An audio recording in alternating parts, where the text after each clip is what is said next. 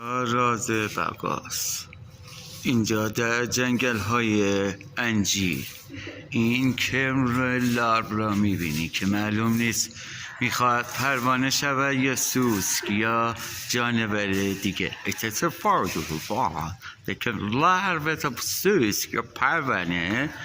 بله در اینجا صحنه ها بسیار زیبا است.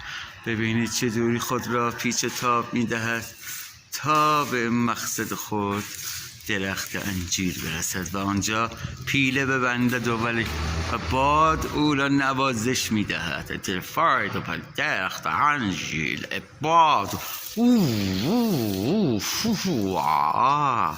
Het top is this furrow and the further the silver نمدیگر کارپوز. این کرم کارپوز است.